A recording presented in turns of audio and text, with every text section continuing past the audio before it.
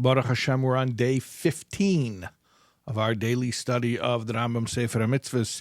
We are still in Hilchos Avodah Zarah, the laws of idol worship, in our study of 3 chapters a day of Mishnah Torah. And as mentioned, there are 51 mitzvahs in that section, and we have 4 days to go through those 51 mitzvahs. This is the third day that we're doing that. We have 13 mitzvahs today. 12 of them are negative commandments, and we have 1 positive commandment. All right, let's go through them quickly. Negative commandment number 11 is the prohibition against a matzeva. That's a monument. It's a structure that was erected to be like a landmark where people would gather to worship idols. And it is forbidden to make one, even as with the intent as a place to worship the one God. We don't do that structure. Now you're going to say, hold on a second, didn't I remember that Yaakov Avinu, our forefather Jacob, made such a monument, such a matzeva? And the answer is, yeah, he did, but then the Canaanites ruined it, and Hashem doesn't like it anymore. We don't do that anymore.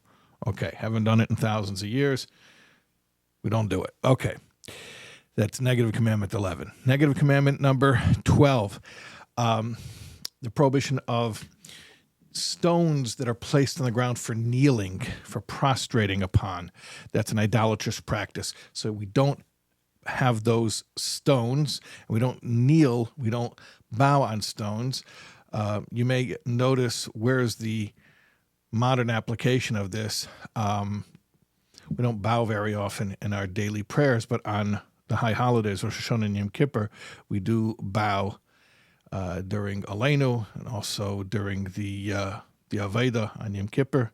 So you might notice people putting something down on the floor if the floor is a stone floor to make sure that they're not bowing on stones. The exception where this is allowed is in the Beis HaMikdash. One is allowed to bow on stones in the Beis HaMikdash. That's negative commandment 12. Negative commandment 13 is the prohibition against planting trees in the temple. There was an idolatrous practice called an Asherah. An Asherah was a tree that was planted as sort of a marker or a monument for idol worship. You're not allowed to plant one of those anywhere near the altar in the Holy Temple. That's Prohibition 13. All right, now we have a positive commandment. Our 1 positive commandment today. Positive commandment 185. Positive commandment to destroy all places of idol worship in the Holy Land, to burn and destroy and use any method to get rid of the idols and the places of idol worship and the houses of idol worship in the Holy Land. Okay, that's positive 185. Negative 25, prohibition against benefiting from idols. That means that, for instance, what does benefit mean? If somebody were to take an Asherah and he's not worshiping it, doesn't believe in it, but now he's got some wood. Oh, firewood. And he burns the firewood and he gets some warmth from the wood. No, you're not allowed to do that. That's getting benefit from an idol. And that is prohibited. That's negative commandment 25.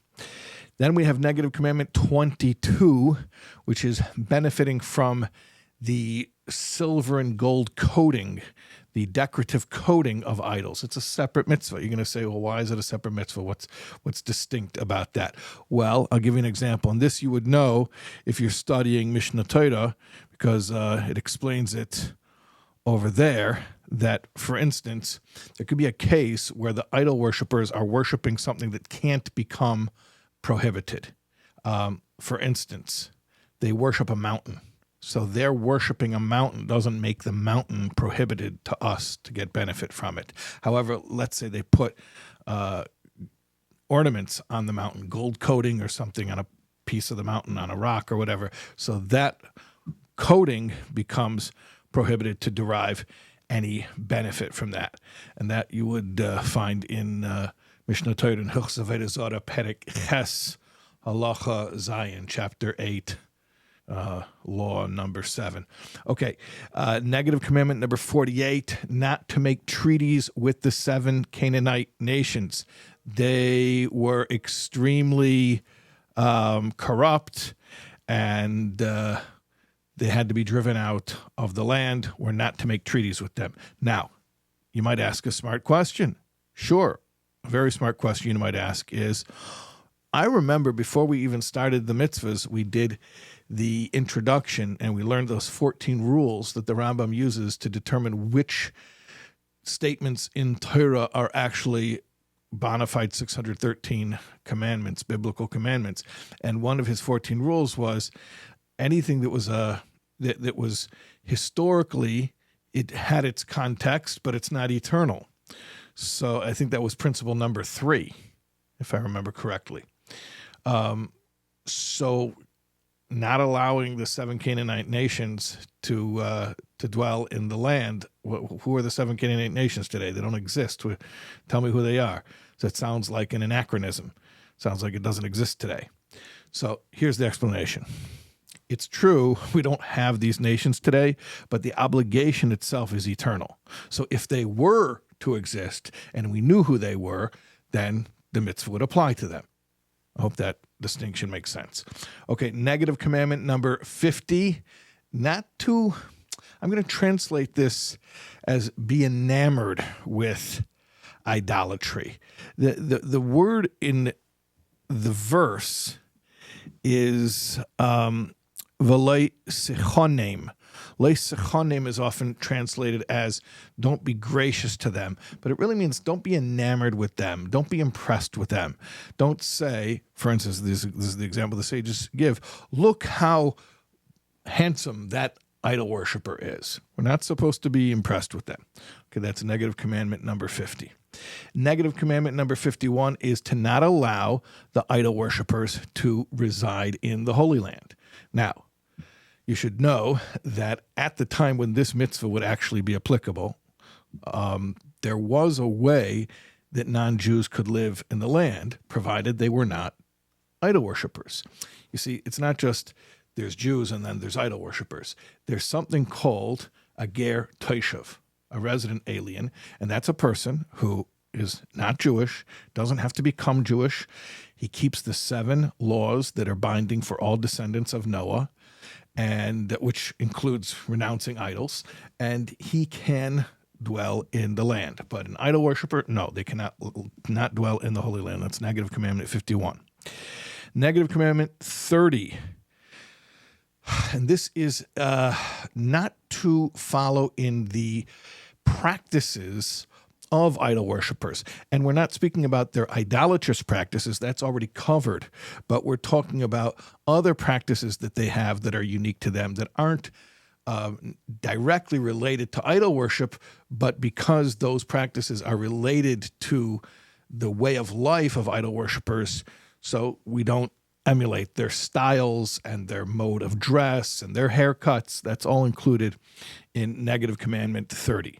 Okay, now the last 3 today are some interesting prohibitions. You remember yesterday we had the oiv and the yadaini. So I remember the oiv and yadaini. I'm not going to describe them again, but they were kind of interesting practices. So I have for you now 3 more practices that might sound like you don't relate to them very much, but these are distinct prohibitions because they are singled out in verses in the Torah. Okay, so we have prohibition 33 against the action called to be menachesh. Now, they have translations for all these sorcery and soothsaying, and I don't even know what those are words. I don't play Dungeons and Dragons, so I don't know what those words mean. Sorry. But menachesh means sort of like a superstitious type of thing. A person will say that because my bread fell out of my mouth, or my staff fell out of my hand, or because a snake passed me on the right, or a fox passed me on the left, that's a sign that it's not a good day to go out. I'm gonna turn around and go back inside. Okay, so like superstition, like that. Okay. Then we have Prohibition 31, and that is not to do something we call being a koisem. What's a koisem? A koisem is like a fortune-telling type of thing.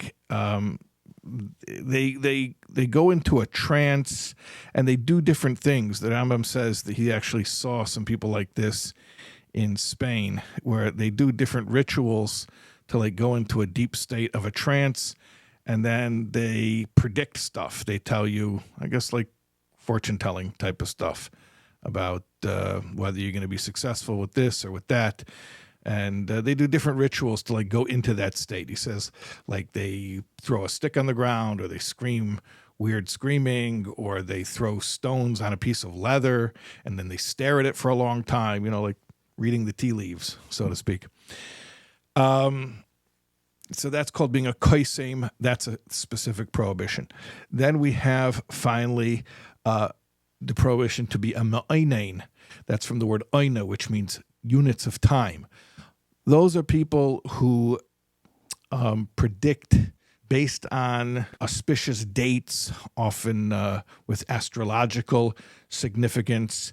And they'll say, oh, we're looking here at this date. That's not a good date. This is an unlucky time. Don't do this. Don't try to do this on this date. It's not going to be good, because we see it's not in the stars for you to do such and such on that date. So we are prohibited from following that type of astrology. And those are our mitzvahs today. We have one more day of prohibitions related to the practices of idol worship. And then we'll be moving on to a whole new subject. Okay, we'll see you tomorrow.